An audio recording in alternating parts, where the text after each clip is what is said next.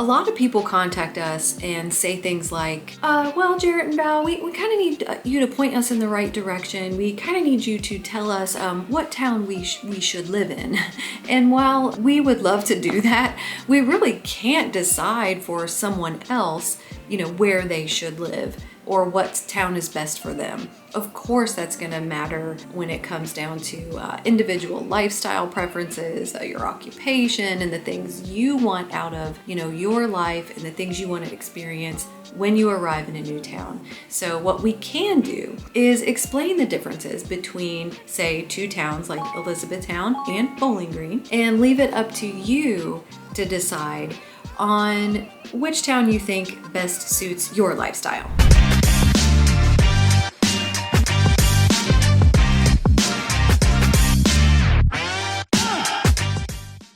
As always, we always recommend visiting a town before you decide to uproot your life and move here, but that will definitely help you in seeing things visually for your own self and creating your own perspective on which town might be best for you or not.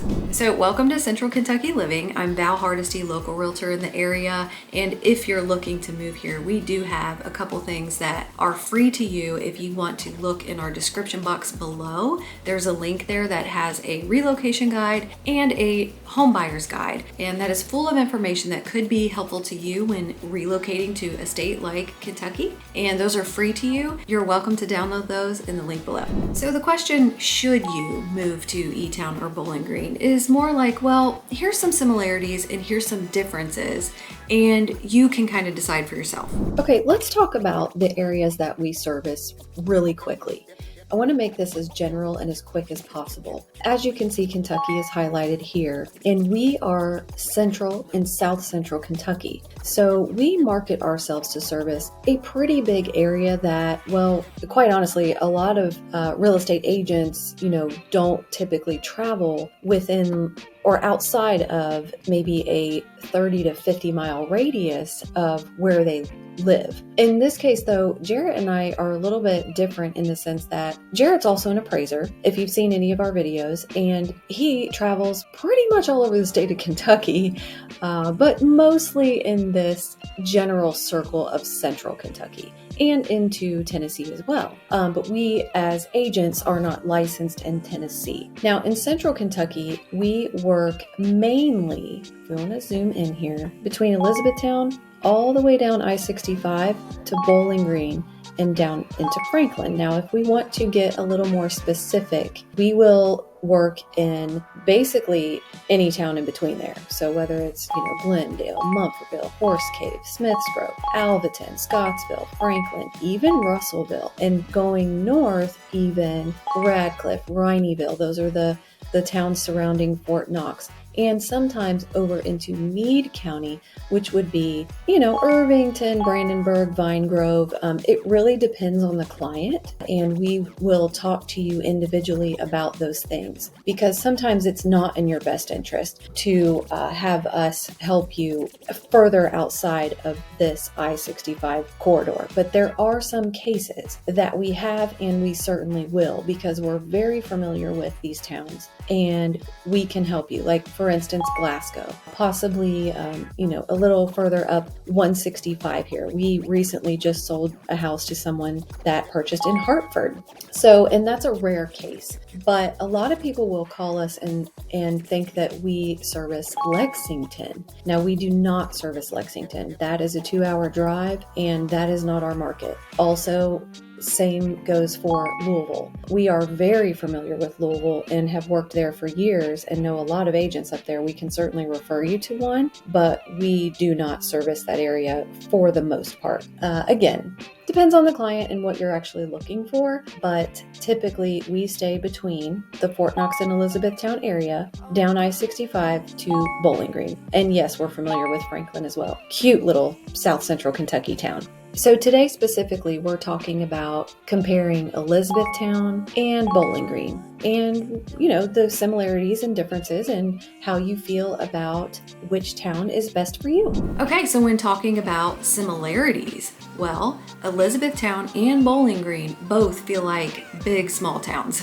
They're both very family friendly. and neither really feel like a big city or like so isolated, such a small town that you never get to talk to anyone. They're a really good happy medium. Now, even though they are both big small towns, they do have a very different population size. So Bowling Green has about 70 to 75,000 people, where Elizabethtown has about 30 to 35,000 people. So there is a bit of a difference there, and that difference in population makes up most of the differences on why these two towns are different. How many times can I say different in one video?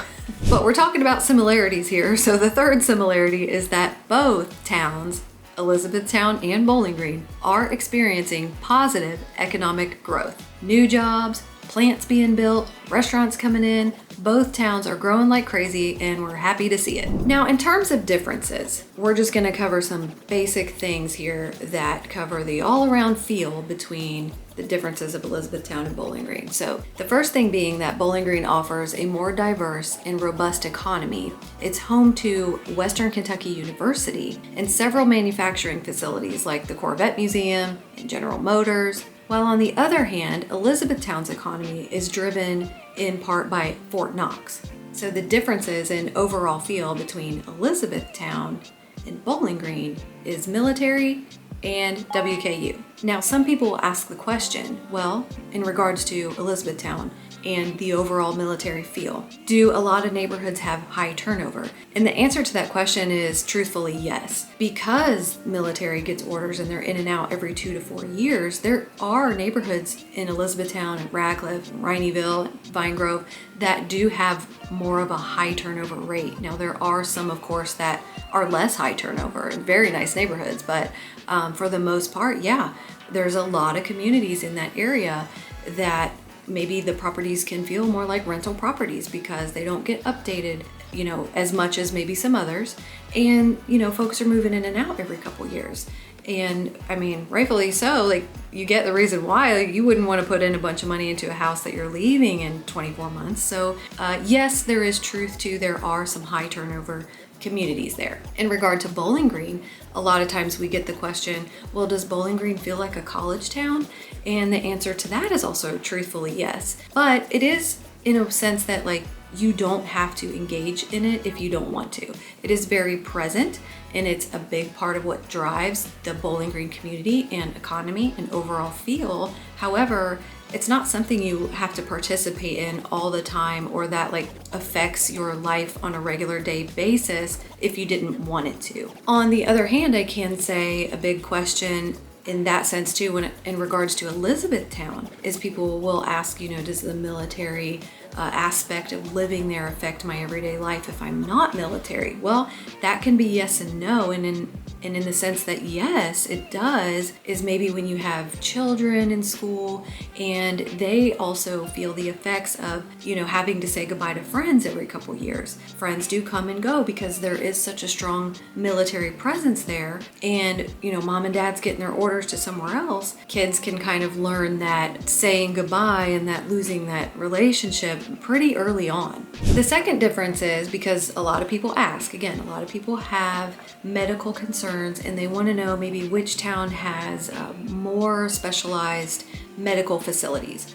And the answer to that in this case, Bowling Green wins. While Elizabeth does have a very nice hospital that was called Hardin Memorial Hospital, it's now called Baptist Health. While they have that, they don't have as many specialized medical healthcare facilities as, say, Bowling Green does. Bowling Green has the Med Center, which is a major healthcare facility serving the region that has several specialized healthcare departments. Also, a lot of people will say, well, they prefer to live closer to the Nashville, Tennessee area because Nashville also offers many specialized healthcare facilities. Number 3 in differences is recreational activities. So in the area of recreational activities, I'm going to have to say Bowling Green wins, and that is simply based off population. Bowling Green simply has more theaters, more museums, more attractions, more events. And while Elizabethtown has some of those too, it's just on a smaller scale.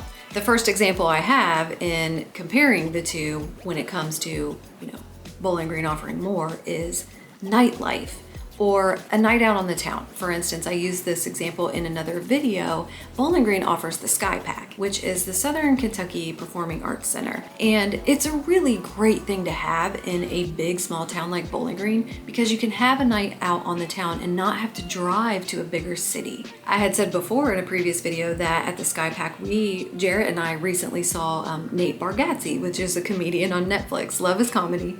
And it's just an example of like, you can have a night out on the town and go see a show or go out to a fine dining restaurant, which Bowling Green offers as well, and not have to drive to an hour to get to a bigger city. And speaking of like fine dining and special occasion restaurants, check out our video on the Ultimate Food Guide, the 10 best restaurants in Bowling Green. You won't be disappointed there. Bowling Green does offer so many really good restaurants, and a lot of them are locally owned. Now, while I will say Elizabethtown does also have great restaurants and some local mom and pop places too, again, it's just on a much smaller scale. And if you want to know a lot more about living in the Elizabethtown area, check out our latest video on the pros and cons of living there. The second area I want to discuss in the area of like recreational activities and the differences is the downtown circles. Historic downtown circles are what Kentucky towns are made of. So like this is an important comparison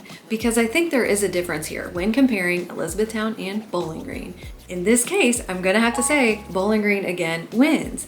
And here's the reasons why. The Elizabethtown Circle is really nice, okay? It does have restaurants, some boutiques, some shops. It's a great place to go. However, the actual circle of the historic part of E-Town is very trafficy and it's kind of hard to walk around and navigate.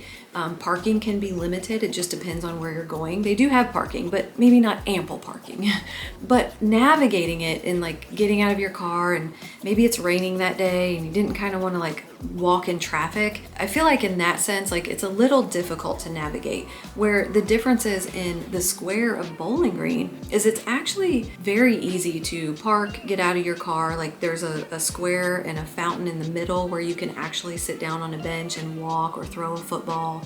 And in the fountain square of Bowling Green, the traffic flows a little better around an area where you can actually sit and walk or enjoy your lunch outside. It's just a little bit different in how it feels being in it. So walkability, ample parking. For those reasons, I feel like the Bowling Green Circle wins. When it comes to festivals that are taking place downtown in these areas, it doesn't seem that Bowling Green will shut down the roads for a festival as often as maybe Elizabethtown would, because that's where the traffic is going, like where the people are. They have to cut off the traffic for several streets downtown because that is the circle. Where Bowling Green, it can be like outside a little bit. I don't know. It doesn't seem to happen as often. A couple other recreational differences could be like Bowling Green has the car scene, which is one of my husband's favorite things about that area. Obviously the Corvette Museum and the Corvette plant being there, it creates a local enthusiasm for like classic American cars. And it's just something that the feel of Bowling Green has that maybe Elizabethtown doesn't. When comparing differences in recreational activities, again, when it comes to lakes and parks, I think they both win. In Bowling Green, you're very close to Barren River Lake State Park. In Elizabethtown, you're very close to Freeman Lake. Both areas have small recreational parks that are great for families, t-ball, soccer, football. Both areas are halfway to Mammoth Cave, and both areas have fantastic nature-esque walking trails. Bernheim Forest is very close to Elizabethtown, and while Bowling Green offers something like Lost River Cave. So when it comes down to it, both towns have many appealing attributes. But I think it comes down to lifestyle preference, whether you want to live in a bigger town or a little bit of a smaller town, and preference in location. Because honestly, people who live in the Elizabethtown area, a lot of times if you want more to your nightlife or day or an extra activity, people will travel north to Louisville. Whereas in Bowling Green, people will travel south to Nashville. Those are just some basic differences between Elizabethtown and Bowling Green. I surely hope they were helpful. There's much more to these towns than just what was said in this video. They're both great places to live. And if you want to know a little more about what a day in the life of a Central Kentuckian is like, check out our video on what it's like to live in Central Kentucky. I hope that was helpful, and I hope y'all are having a great day. If you're moving to this area and you feel like you want to reach out, please feel free to. Our information's always in the link below. Have a good day, guys.